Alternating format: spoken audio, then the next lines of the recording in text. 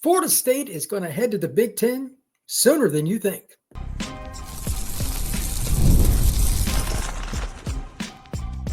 You are Locked On Seminoles, your daily podcast on the Florida State Seminoles. Part of the Locked On Podcast Network, your team every day. Welcome back into Locked On Seminoles. I am your host, Brian Smith, longtime college football writer and recruiting analyst. Thank you for making Locked On Seminoles your first listen each and every day. And this is a unique podcast, one where I openly admit, and happily so, that I was wrong. I thought Florida State wouldn't be leaving for quite a while, but it looks like the ACC is going to be in the rearview mirror a little bit faster than I thought, maybe even a lot faster, depending on a few metrics that are still being worked out. But we'll get into all of it over the course of this podcast. Again, this entire podcast is about what's been developing with Florida State in the Big Ten. It's been discussed by Gene Williams over at Warchant and many other people. Alex Dono, Kenton Gibbs over at Locked On ACC have been talking about it. And just from talking to a few people that I know in conjunction with all of the information that's out publicly, I want to add my own thoughts on it. But here's the crux of today's podcast. Because of Fox trying to, let's say, push their way in quickly with the Big Ten and completely dominate the country, because if they get the Florida footprint, that would be really dominant. Only thing left would be Texas, and I'll touch on that a little bit today, but probably more next week. You're looking at a scenario now where Florida State could be out of the conference in a year and a half, tops 3 years. And I thought at the earliest they would leave would be after the 2030 season. So again, happily, I'm going to admit that I was wrong. For those of you who don't know, when I say Gene Williams, like Warchant, I'd be surprised, but like he's probably the OG in this business. I would imagine that most of you do. But if I'm going to trust anything on Florida State information, it's him. And he did a great breakdown. By all means, check out that podcast as well. They did a really good job. But here is the overview. It's one thing to have the buyout numbers reduced with the ACC settlement. And after we get into 2026, I don't know what the exact date is, but next year, Florida State can pay $165 million, which wouldn't be a lump sum, by the way, before anybody asks. It would be paid over time. They can leave the ACC. That's still a big chunk of change, though. And that's always been my arguing point since the ACC settlement with the grant of rights has come up.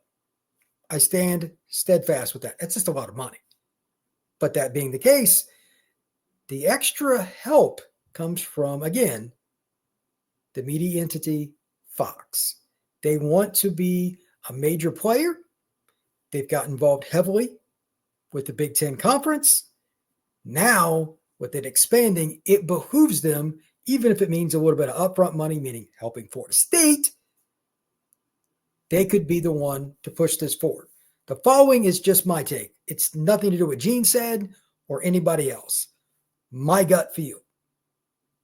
I think they would pay, let's say that Florida State, just use the math here simply, wanted to leave after that first day, like that they're allowed to legally to leave. That's 165. I think the Big Ten would pay half or give or take half of that. Wouldn't blink an eye. That's what I honestly think, because it is still a faster way to do all of the following. Make your advertisers happier because you immediately have a direct footprint. Whatever year Florida State would go in, they'd have to go through that process. But if it's 27, I would assume that's probably what it would be. All your advertisers have a direct tie to the Big Ten Conference in the state of Florida. That's Tallahassee, that's Jacksonville, that's Ocala, that's Gainesville, that's Tampa, that's Orlando, that's Cocoa Beach, all the way down the coast. All of these cities where people travel everywhere, you would have the Big Ten network hammered in there even more. You'd have more advertising. You would see Big Ten banners on I-75, on I-10, all over the place, I-4. Driving past Disney, you would see a Florida State banner somewhere. I guarantee it, with Big Ten somewhere on there too. Guarantee it. I'm sure Luke Laux would love it too. And I'm sure that the coaches for all of Florida State athletics will love it. Having that extra revenue, that's another topic we'll definitely get into, is another bonus. But for the Big Ten, and specifically for Fox, it behooves them to help Florida State pay out that $165 million. So in that case, it'd be, if I'm right, and it's 50%, that'd be $82.5 million. To get Florida State in 2-3 years in advance, to make your advertisers happier, you'd make that money back over tenfold anyway. Business relationships, planning for the long term, is never going to be a bad option for something that looks at things from a long-range projection like Fox. Obviously, it's a stable company. It's got a lot of money coming in with their sports networks. Let's talk about the sports side of it. That is incredible what they can generate. Adding Florida State, I get it. But here's the other part of this that is just really, really unique to me. And Gene brought this up on his pod, and 100% credit to him. He said, what do you think? Right before the actual ink would get thrown onto the paperwork, do you think that the SEC would jump on the runway and stop the plane and say, wait? I don't know. I'm going to ask a series of questions here in a little bit, but I want you to put that in the back of your mind because I think that's a fascinating topic. That's a whole podcast by itself. But again, we're going to come back to this. But would the SEC eventually say, you know what? Maybe we don't want Florida State to go to the Big Ten in the Big Ten Conference to gain a foothold in the state of Florida. That's something I want to come back to. Let's talk about some questions that I have, and I'll give my own thoughts. And for those of you on YouTube, by all means, fire away. And I might interject a few other questions along the way if something pops up. But I've got a series of questions here that I think are fun based on this. And everything's, again, based on Fox being involved. If what Gene's talking about and if what's going on with the contract is being evaluated properly by myself, Gene, and everybody else for that matter, it behooves both sides of the ledger, the Big Ten Conference / Fox and Florida State, to move on. Here's a little bonus nugget. There's another school that's further west than Florida State in another conference. I think it's going to be headed to the Big Ten, but we'll get into that probably next week. First question. As a Florida State fan, from a upfront standpoint, would you rather secure your future with the Big Ten? Go ahead and leave after 26 again is the first year they can do it. So after the 26th season, the Noles could leave like in football and still pay out some more because like Gene on his podcast, he put up numbers about how much more the Big Ten makes than the SEC. And it's not a huge difference, but the Big Ten is the highest paid conference. And then there's Notre Dame's kind of in the middle. Then there's ACC. And then down there below is Big 12. I mean, they're way woefully behind.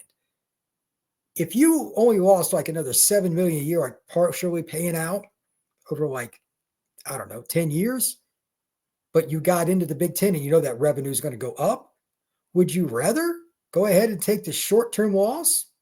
I say yes. That's my opinion.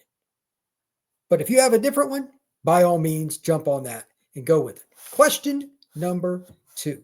How much more is the Big Ten brand worth offsetting penalty to leave the ACC? And what I mean by brand is from a recruiting perspective, from a getting head coaches perspective, from a retaining your players like the transfer portal.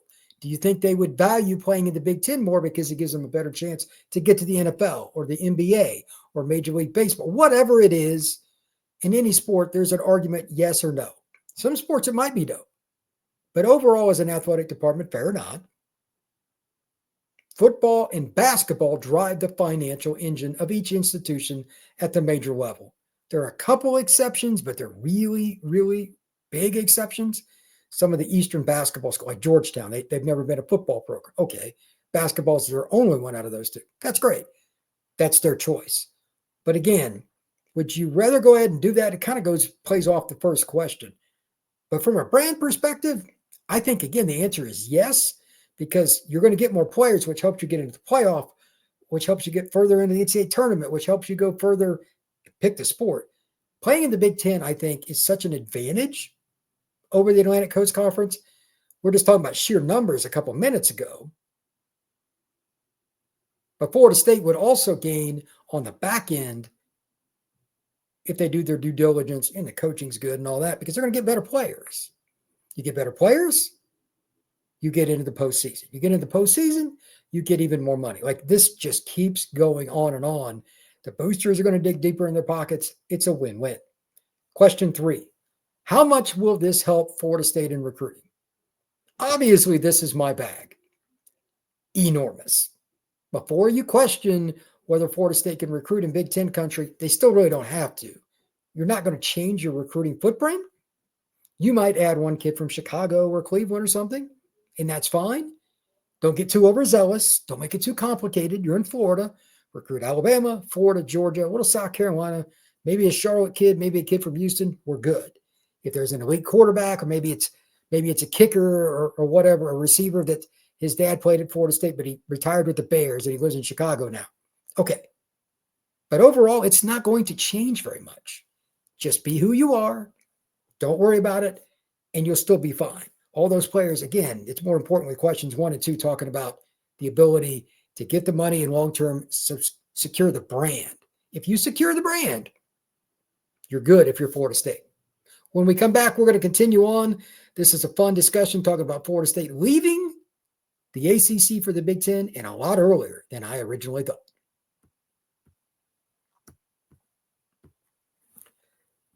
Get the supplies you need from the site made for the skilled trades, Supply House.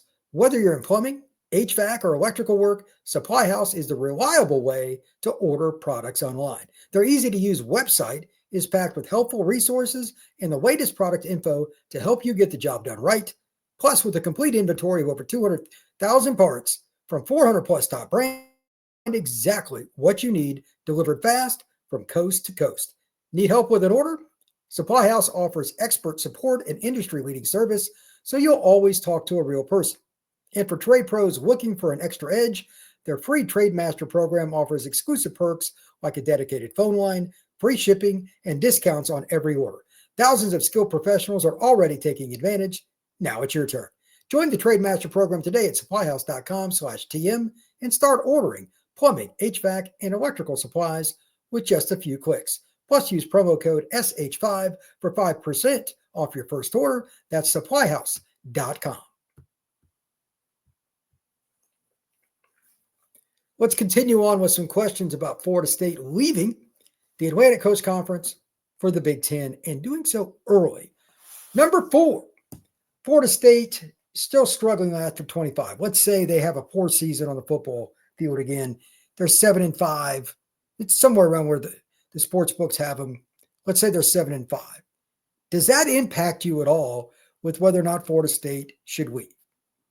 I went back and forth on this a little bit, but I still say no in the end, and here's why. If you add the Big Ten logo, you're going to add more money long term, and the sooner you make that jump, the sooner you get acclimated. You should, again, be able to retain your players better. You'll have more money to do so. Same with your staff. Same with your coaches. Same with administrators. The challenge is there. If people don't want a huge challenge, don't come to Florida State and be a part of the Big Ten Conference. Simple as that for me. Curious what your take is on that one in particular. But again, this is predicated on if Florida State is really struggling still at the end of this next season, barely make a bowl, and they're competitive, but like you can tell it's going to be a while. I still say they should leave if they have that option. What say you? Number 5, does Florida State basketball, the Olympic sports, and all of those different things, do they make a quick uptick because of it too? Remember, they're all tied together. Like Florida State football drives the engine more than anything else financially. Basketball to a certain degree. But I think it would help most sports. There's some that it may not. But the financial windfall, even if you have a sport that is better to be acclimated to the ACC, let's say baseball, the money that you're getting coming in, you can hire maybe a better pitching coach. In 10 years, some guy comes available that's the best pitching coach. 5 years from now, the head coach wants to step down in another sport, but because of the extra money and you want to get really competitive in it, well, you've got $20-30 million a year because of the contract in the Big Ten. Of course, it matters. So again, I think it would help long-term more so, but even quickly, even if it's an extra $1 million you're chunking out for the Olympic sports, that's contracts, that's travel money, That's facilities. That's training. That's academic support. So anything that you need, it's a resource that is there for you because you've got a bigger coffer to pull from. Nothing wrong with that.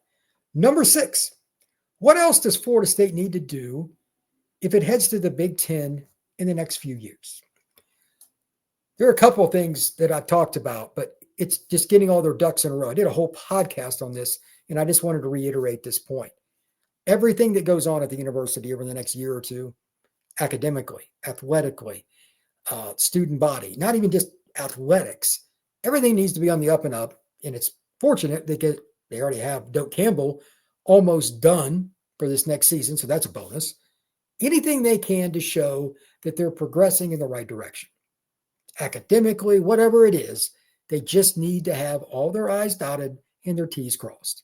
It sounds simple, but you need to have a succession plan with different people in the administration, whether it's president's office, people around it, board of trustees, everything's got to be laid out. The Big Ten box, anybody that covers the Big Ten, they're going to want to know this stuff. Maybe it's not something that's officially on paper, but those are backdoor conversations. Hey, who's going to be running your school in 5 years? Hey, is Mike Norvell going to be there? Hey, how committed is Luke Louts? All these kinds of questions are going to be there, and it's the same stuff on the academic side. You got to know those things. As long as Florida State does its due diligence, this will go just fine. I don't see why it wouldn't, but I just wanted to mention it.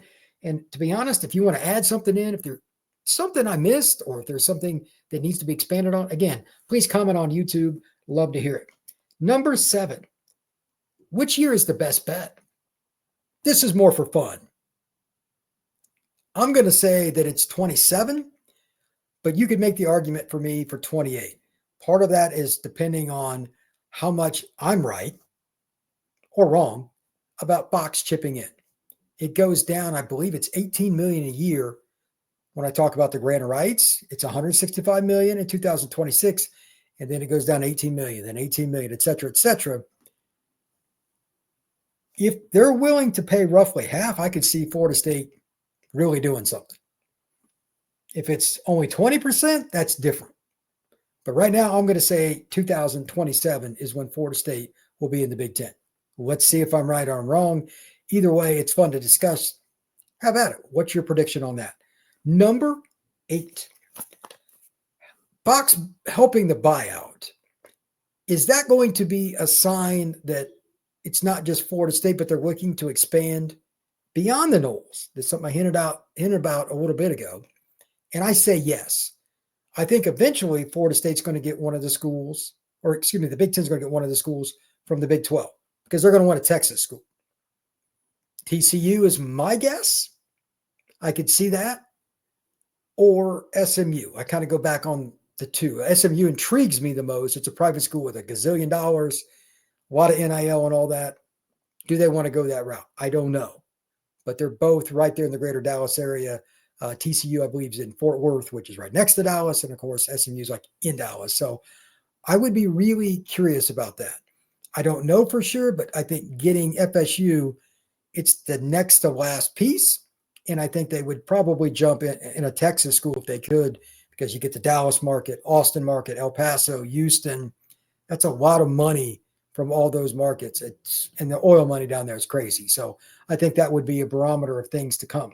When we come back, I'm going to finish up with the questions, and I'm going to ask something interesting about Florida Gators.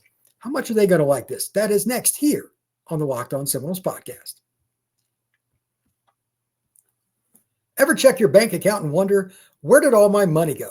Between dining out, online shopping, and entertainment, it's easy to lose track.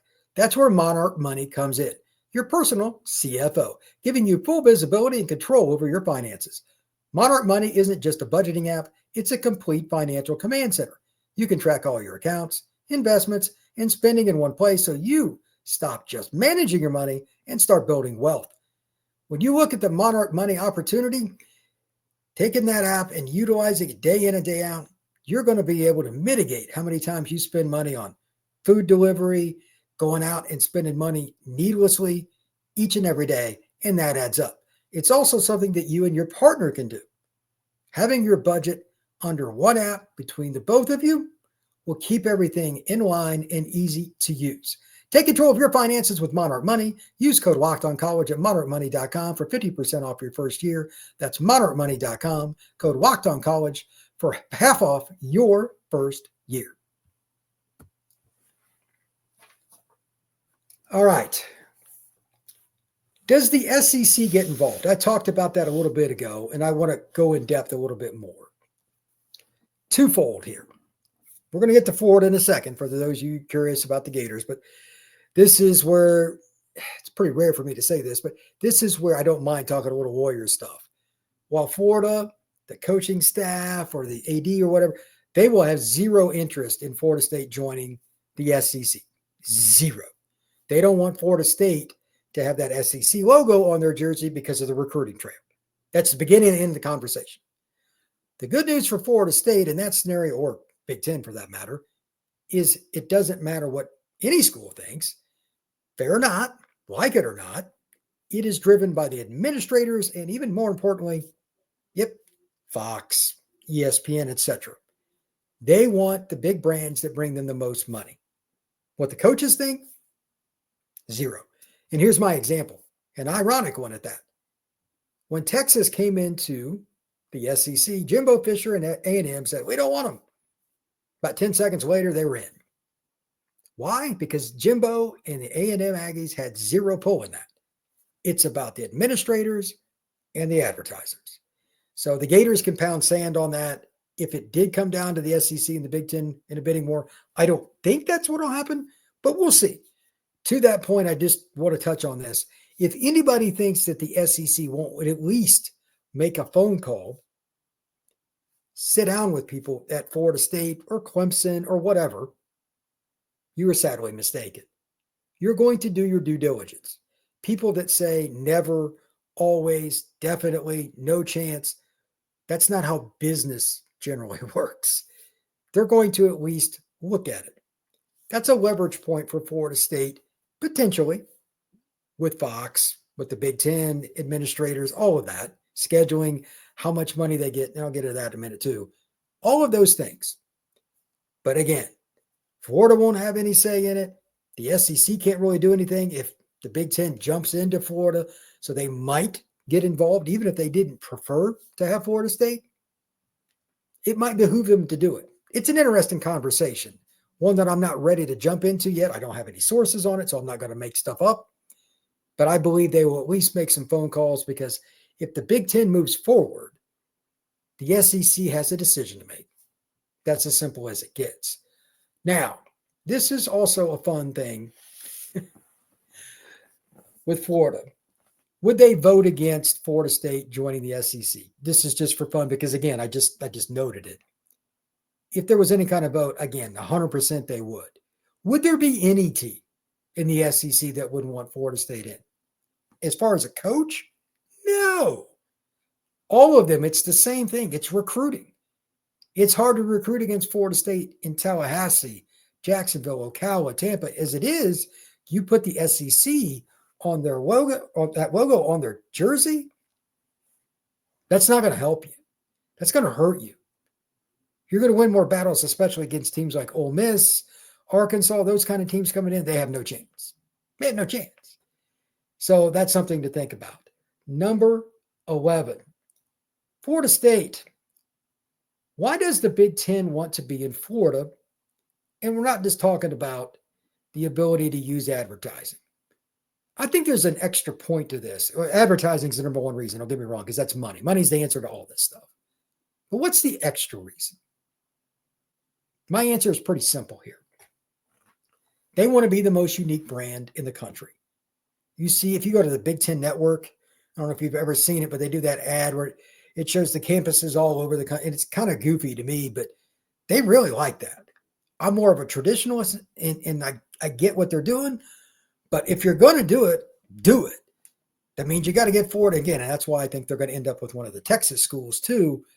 But this is not done yet. They have to finalize it, and they have to get all this stuff done. So coming in, they got to make the right offer and everything to get what they want. And Florida State's in a pretty good spot. Next, number 12. As a Florida State fan, this is just an opinion piece for all of you. Do you want the Big Ten more than the Southeastern Conference? Just yes or no.